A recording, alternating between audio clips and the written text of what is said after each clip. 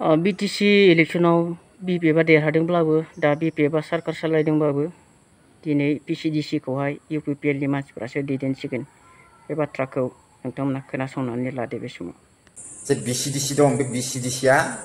इलेक्शननि मोनसे प्रसेस फैगोन बे इलेक्शननि प्रसेस फैयोबा मेक्सिमाम बर' थानाय जायगायाव UPPL नि मानसिफ्रासो इलेक्शनाव देरहानानै चेयारमेन जानो हागोन। हेल' लोगोफोर फैलायबाय बे समावहाय नोंथांमोननि गेजेराव माखासे आपडेट फैदों ससियेल मिडियायावहाय जों नुनो मोनदों सासे मानसिया होनदों आरोना जानो हागौ UPPL नि आरोना बिथाङा बुंदों 125 एमेन्डमेन्ट बिल बेखौ जेनोखि भारत सरकारा सोदांगोन बेयावहाय गोबां सोदांगोन ट्राइबेल 6 शिड्युलखौ लानानैहा बेयाव होनदों 6 शिड्युलनि जि जायफोर काउन्सिलफोर दं बेयाव जिफोर खुंथायफोर दं बेयाव जा PCDC दङ बे PCDC नि खुंथायनि गेजेराव PCDC चेयारमेननि लागै मोनसे इलेक्शन जागोन जाय इलेक्शना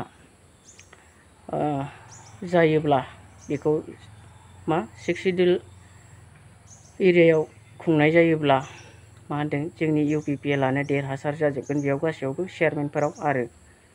जायफ्रा दायो BPF नि जानानै दुगा मारिदों रंजादों नोंसोरो नायबाय था मा जागोन नोंसोरहा बेबायदि बाथ्राखौ सासे मानसिया बुंदों आरो दा बिनि सायाव रायजो राजा नोंथांमोना मा सानो कमेन्ट खालामदो आरोना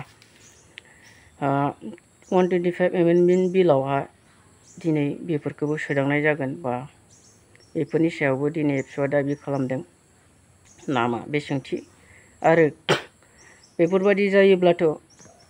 रायजो राजायानो गावबा गाव जायखौ हास्थायदों बेखौ सायख'नो हायो बे थारैनो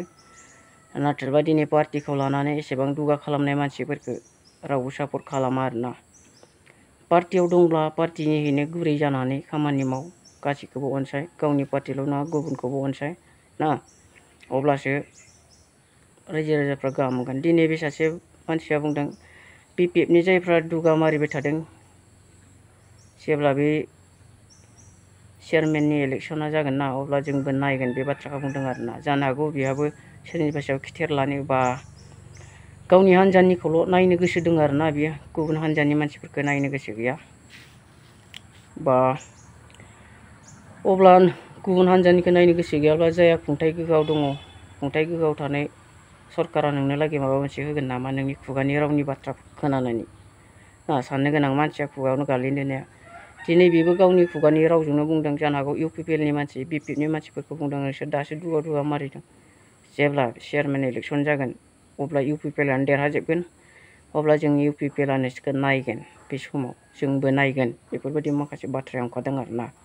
स' बिनि भिडिअखौ आं नोंथांमोननो दिन्थिनानै होनो नायलां मा होनदों बियो आरो बिनि सायाव नोंथांमोना मा कमेन्ट मा फोरमायनो सानदों कमेन्ट सेक्सनखौ जों फोरमायहरदो आरोना बिदिब्ला नायलांदो भिडिअखौ BPF आव थानाय सेलादार बेलादार बे उन्दै उन्दै मानसिफ्रासो देग्लायसो भटार आइडि मोनजानाय मानसिफ्रासो माने बिसिनि रावफ्रासो एकदम गोरा गोरासिन लिडारफोरनिफ्रायबो देरसिन नै फंबायमोन नानिमोन लाब गैया हा नोंसिनो आङो मोजां मोनसे मेसेज होनानै थांनि भारतआव जेब्ला 125 कनस्टिटिउसन एमेन्डमेन्ट जागोन होनब्ला गासिबो 6 शिड्युलाव लोगोसे जोंनि BTC आवबो जे BCDC दं बे BCDCआ इलेक्शननि मोनसे प्रसेस फैगोन बे इलेक्शननि प्रसेस फैयोबा मेक्सिमाम बर' थानाय जायगायाव UPPL नि मानसिफ्रासो इलेक्शनाव देरहानानै चेयारमेन जानो हागोन होनब्ला नोंसिनि बे दुगा दुनायखौ नायगोन जोंबो माबायदि ओरै थिफुला जाथारदों बिसोरो नायबाय थाबानो जाबाय जोंनि समाव फैगासिनो दं नोंसोर नेनानै थाबाय थाल' दे नायथारनि